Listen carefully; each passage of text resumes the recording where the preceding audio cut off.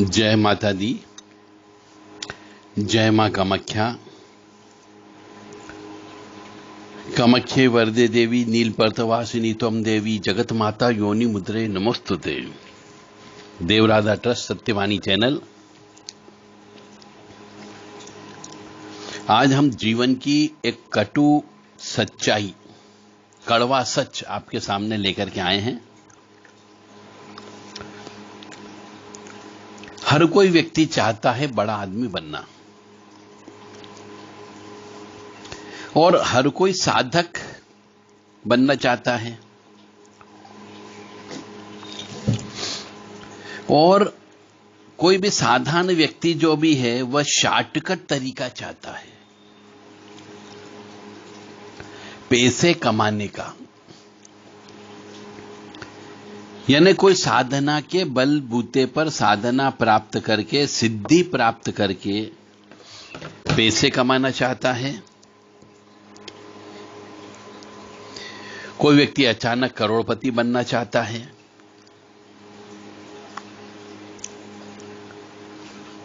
कोई लखपति बनना चाहता है। पर यह कोई नहीं सोचता कि इतना पैसा कमाने के लिए कीमत भी तो चुकाना पड़ती है।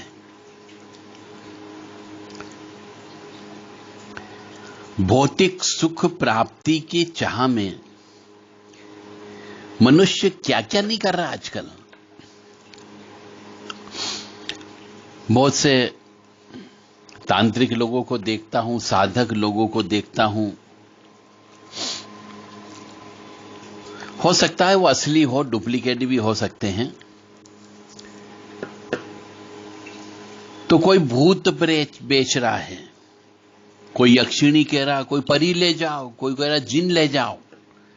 अरे 2-4-8 दिन में या पैसे के बलबूते पर कोई भूत नहीं खरीद सकता, और न कोई भूत बेच सकता है। ऐसे बहुत से कुकुर मुत्ते की तरह तांत्रिक उग गए। कहते हैं 8 दिन के अंदर भूत ले जाओ। अरे भूत कोई दुकानों पर शोरूम में खड़े हुए हैं क्या जो भूत बेच देंगे? कोई यक्षिणी दे रहा है, कोई प्रेत दे रहा है। तो ये सब चीज जो है एक तरीके से गलत तरीके से पैसे कमाने का तरीका है। यानी कि रातों रात लखपति और करोड़पति बनना चाह रहे हैं। कोई व्यक्ति कह रहा कि मैं गड़ा धन निकाल दूंगा, और सबसे बड़ी बात तो यहां पर एक सबसे बड़ी बात है, मतलब पढ़े लिखे होने के बावजूद की बात कर रहा हूं मैं, कि इन प्रेत को लेने वाले भी गजब व्यक्ति हैं। चुड़ैलों को लेने वाले हैं, जिन जिन्नात को लेने वाले हैं, यक्षिणी को लेने वाले हैं, परी को लेने वाले हैं। कोई व्यक्ति कहता कि 8 दिन के अंदर भूत ले लो, यक्षिणी ले लो, तो लग जाते हैं उसके पीछे। अरे इतना कॉमन सेंस अपनी खोपड़ी से लगाओ कि कोई व्यक्ति आपको, उसने जो मेहनत करी है परियों के लिए, यक्षिणियों के लिए, जिन जिन्नात के लिए, प्रेत को लेने के लिए, वो आपको क्यों देगा भला? और आप खुद समझदार हो तो पैसे लेके जिन क्यों बेचेगा आपको? अरे जब उसके खुद के पास में प्रेत होंगे, चुड़ैल हो गई, डाकन हो गई, यक्षिणी हो गई, तो वो आपको क्यों देगा? और उसको पैसे की क्या जरूरत, वो तो ऐसे ही पैसे मंगा लेगा। तो ये तो आप अपने मन से, दिल दिमाग से सोचे।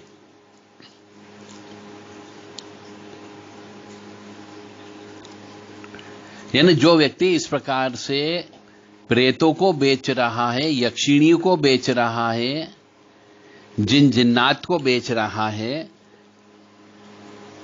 वो आध्यात्मिक जगत यानी विशेष तौर से तंत्र को बदनाम कर रहा है। और ये तंत्र को बदनाम करने का तरीका भी है। तो मेरा आप सभी पढ़े लिखे व्यक्तियों से, समझदार व्यक्तियों से विनम्र निवेदन है कि कोई व्यक्ति अगर ऐसी पोस्ट आप देखते हो व्हाट्सएप के ऊपर, फेसबुक के ऊपर, या और भी कोई प्रचार माध्यम का जो है उसमें, कि 8 दिन के अंदर प्रेत ले लो, यक्षिणी ले लो, जिन ले लो, परियां ले लो, तो आपको खुद को उस पोस्ट को निग्लेक्ट करना, देखना नहीं है। आप पीछे क्यों पड़ जाते हो?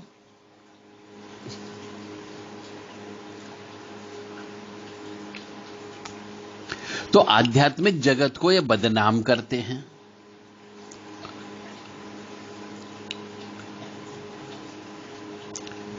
मनुष्य जब पैदा होता है तो भगवान ने उसे दिल भी दिया है, दिमाग भी दिया है, सोचने समझने की शक्ति भी दी है। तो क्या आप समझदार नहीं हो?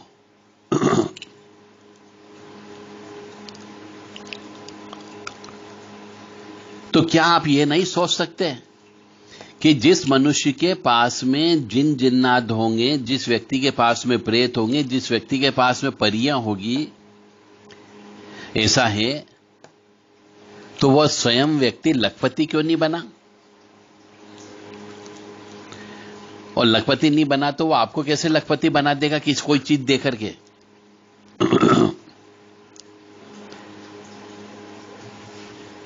और इनको बेच करके यदि कोई व्यक्ति पैसे कमा रहा है तो मतलब आपको समझ जाना चाहिए। कुछ लोग आजकल क्या एक ट्रेंड चला रहा है कि जादू से पैसे 1 रुपए के 3 नोट बना के दे रहे हैं। समझदार व्यक्ति हो वो आपको 1 नोट के बदले 3 नोट क्यों देगा बना के? वो खुद क्यों नहीं कर लेगा? कोठे के कोठे क्यों नहीं भर लेगा वो खुद?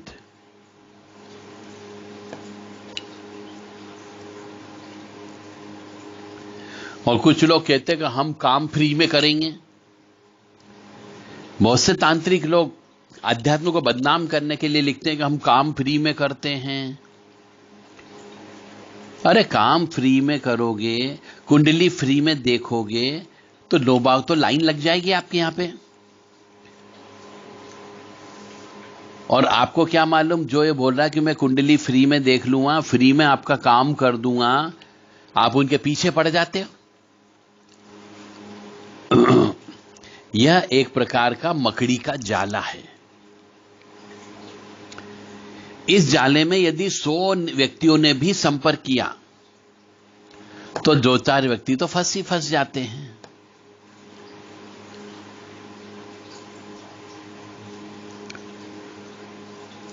कोई फ्री में क्यों करेगा?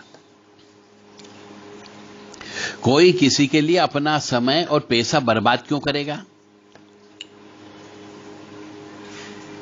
कोई नहीं ऐसा जो किसी के दोषों की गठरी अपने सिर पर ले ले, और वो भी फ्री में ले ले। क्यों कर देना? फ्री में हम आपके पाप क्यों नष्ट कर दें? और यदि कोई व्यक्ति फ्री में पाप ले भी लेता है तो उसे काटेगा कैसे? उसके लिए भी तो पैसे की जरूरत पड़ेगी, हवन पूजन करने के लिए, उसे जप तप करने के लिए। और वो अपना परिवार कैसे चलाएगा? उसके लिए उस व्यक्ति को फिर से परिश्रम करना होगा। तो आप खुद सोचो कि इतना रिस्क व्यक्ति क्यों लेगा? तो आप खुद समझदार हो कि कोई भी ज्योतिषी हो, कोई भी तांत्रिक हो, कोई भी अघोरी हो, ओघड़ हो, गुनिया हो, भोपा हो, भगत हो, इतना तो वह मूर्ख नहीं होगा कि आपका काम फ्री में करता जाएगा, अपनी जेब से पैसे लगा देगा। इतना करोड़पति तो नहीं होगा।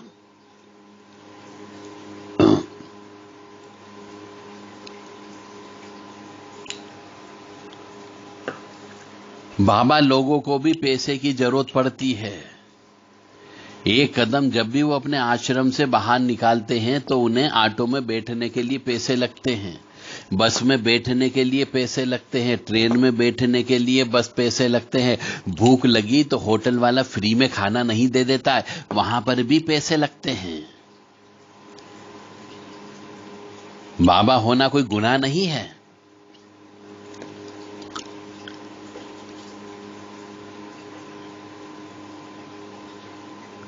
और जो ये फेसबुक के ऊपर, व्हाट्सएप के ऊपर, यूट्यूब पर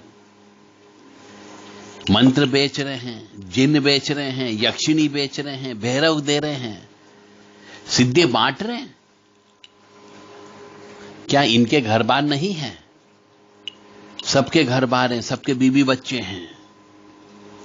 तो वो बिना पैसों के घर कैसे चलाएंगे? यदि फ्री में कुंडली चेक करना प्रारंभ कर देंगे तो, फ्री में यदि तांत्रिक विद्या काटना प्रारंभ कर देंगे तो घर कैसे चलेगा? वो अपना पेट कैसे पालेंगे? बच्चों को कैसे पढ़ाएंगे लिखाएंगे?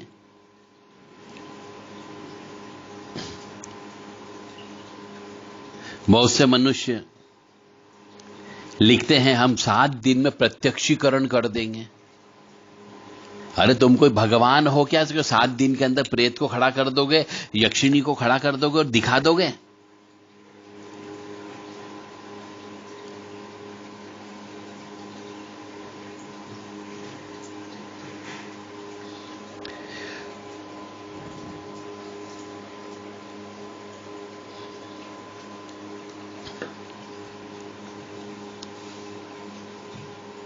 तो ऐसे बहुत से लोग भटक रहे हैं और वो लोग लाखों रुपए खर्च कर दिए कि हमारा गड़ा धन निकाल दो।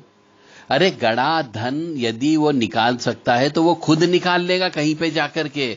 वो आपके गड़ा धन क्यों निकालेगा और खुद करोड़पति बन के बड़ी बड़ी लग्जरियस कारों में क्यों नहीं घूमेगा?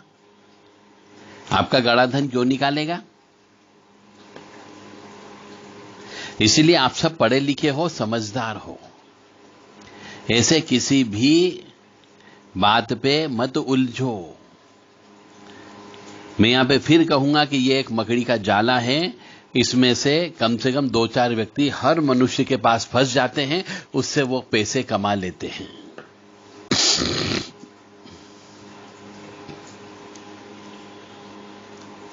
तो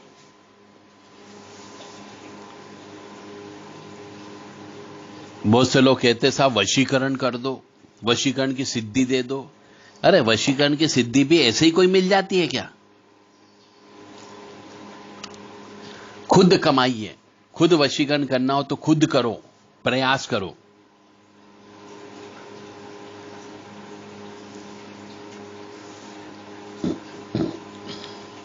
ऐसे लोगों से आप बच करके रहिए और अपना दिमाग का प्रयोग करते रहिए। आपके पास भी भगवान ने, मैंने फिर बोला है कि दिल दिया, दिमाग दिया, बुद्धि दी, ज्ञान दिया, हाथ पैर दिए हैं, तो सोचो और देखो।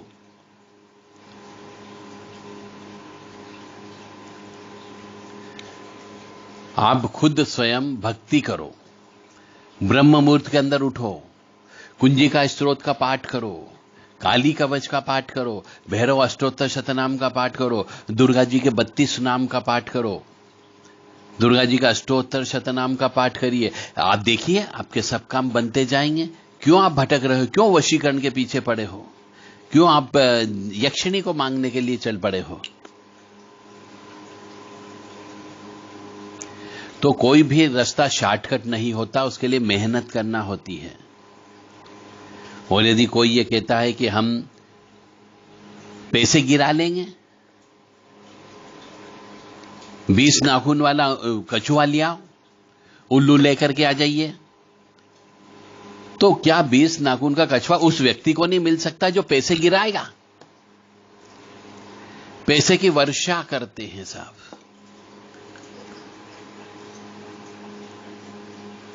उल्लू से बुलवाते हैं, मनुष्य की भाषा बोलता, वो ऐसे बात करते हैं। अरे वो जानवर है, पक्षी है, वो पक्षी की भाषा में ही बात करेगा, मनुष्य की भाषा में नहीं बोल सकता। इसलिए मेरा आप सबसे विनम्र निवेदन है कि इस प्रकार के मकड़ जाल में बिल्कुल न फंसें कि कोई गड़ा धन निकालना हो या फिर किसी पक्षी के माध्यम से कोई चीज निकलवाना हो, किसी की हत्या करके, कछुए की 20 नाखून वाले कछुए की हत्या करके आप पैसे की बरसात करा लोगे, किसी हरे बड़े पेड़ को सुखवा लोगे, ये सब गलत है, ये होता ही नहीं है।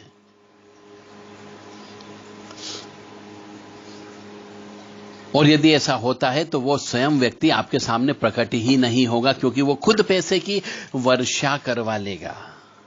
और जब खुद पैसे की वर्षा करवा लेगा तो फिर वो तो अरबपति करोड़पति स्वयं बन जाएगा। कोठे के कोठे, मकान के मकान भरे हुए रहेंगे पैसे के उसके।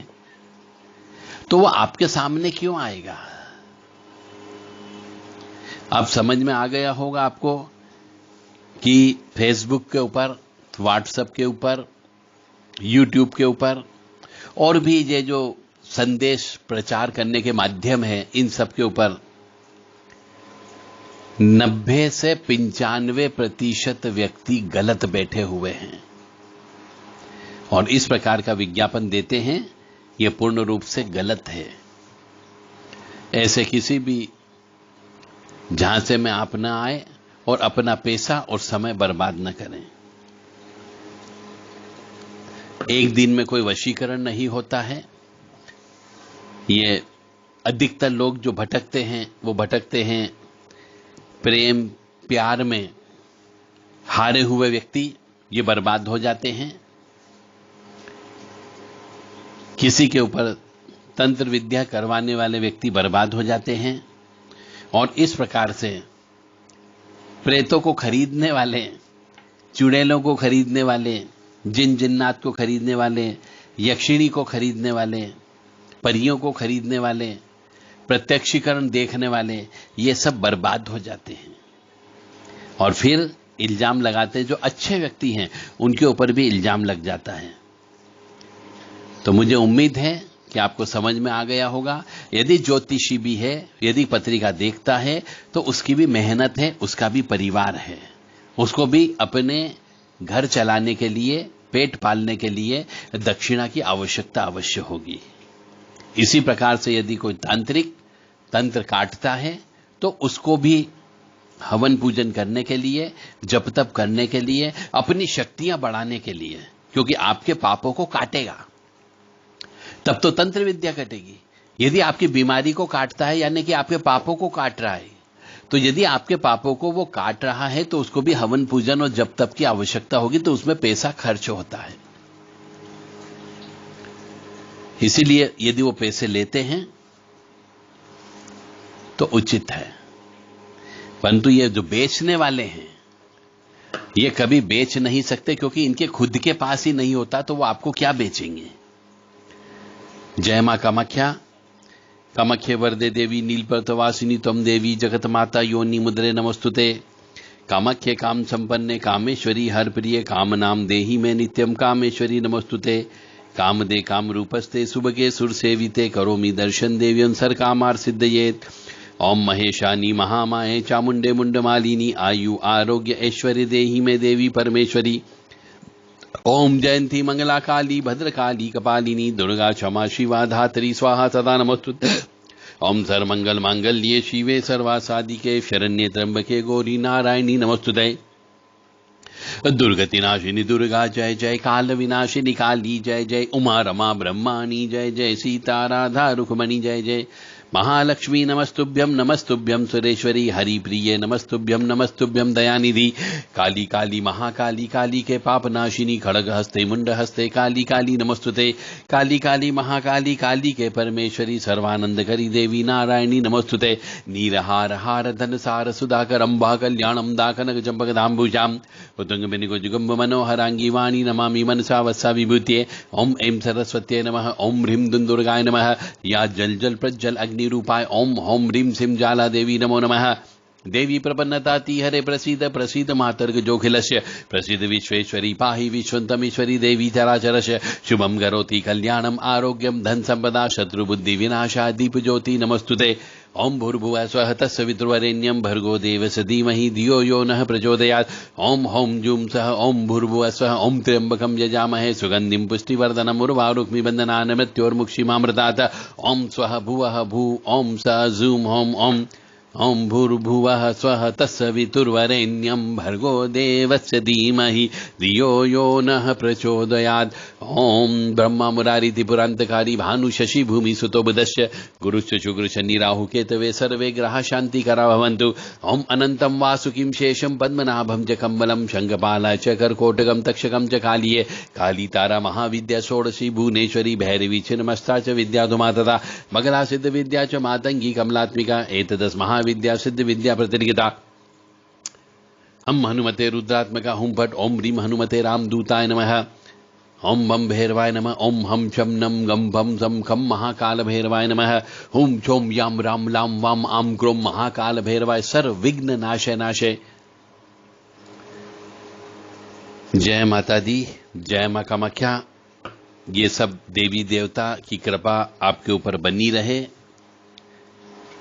आप सद्कर्म पर चलते रहें, सही मार्ग पर चलते रहें, ऐसी कामना हम सभी पराशक्तियों से करते हैं जो आद्य शक्ति है।